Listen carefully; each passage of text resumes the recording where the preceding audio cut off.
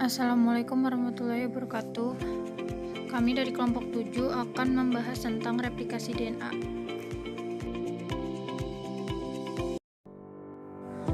Oke, kita mulai dari pengertiannya. Apa sih replikasi DNA itu? Replikasi DNA itu suatu proses penggandaan materi genetik makhluk hidup. Nah, ini tuh sangat penting dalam tahapan perkembangbiakan atau pembelahan sel materi DNA itu sendiri. Nah, nantinya akan digandakan lalu akan dibagikan ke masing-masing anak sel yang baru. Di sini kita tahu bahwa DNA merupakan molekul yang terdiri dari dua untaian saling berpilin dan berputar-putar satu sama lain dalam bentuk heliks ganda. Dan tiap helainya terbuat dari 4 basa kimia yang berurutan, diwakili oleh huruf A, C, G, dan T. Kedua untaian tersebut saling melengkapi satu sama lain. Artinya dimanapun ada T, dalam satu untaian pasti ada A. Dan pada untaian yang berlawanan, dimanapun ada C, pasti ada huruf G di untaian lainnya. Setiap helai DNA memiliki ujung 5 aksen dan 3 aksen, yang merupakan nama lain dari untaian atas.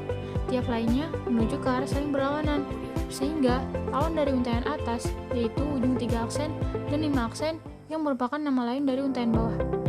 Itulah yang dapat menentukannya bagaimana setiap untaian DNA dapat direplikasikan. Langkah pertama replikasi DNA yaitu memisahkan dua untaian. Proses ini disebut unzip atau membuka resleting yang dilakukan enzim helikase. Hasilnya berupa bentuk di bagian dalam yang disebut garpu replikasi. Helai yang berpisah masing-masing menyediakan template untuk membuat untaian DNA baru.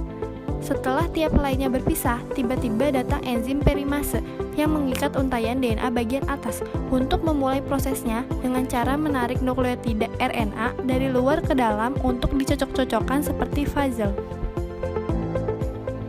Enzim ini sebagian kecil membuat helaian RNA untuk mengikat sebagian untaian DNA.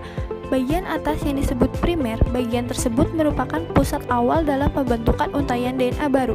Kemudian, tiba-tiba datang enzim DNA polimerase untuk mengikat primer yang akan membuat untaian DNA baru. Enzim DNA polimerase hanya bisa menambahkan nukleotida DNA ke satu arah dari ujung 5 aksen ke ujung 3 aksen. Untaian DNA baru ini disebut leading strand atau untaian paling maju yang dibuat secara terus-menerus. Enzim DNA polimerase berfungsi menambahkan nukleotida satu persatu ke arah 5 aksen sampai ke arah 3 aksen.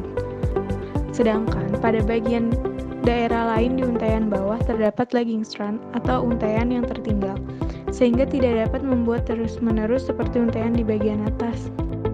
Karena tiap untaian berjalan ke arah yang berlawanan. Untaian di bawah ini hanya dihinggapi enzim DNA polimerase sebagai pembuat untaian DNA dalam serangkaian kecil saja yang disebut fragmen Okazaki.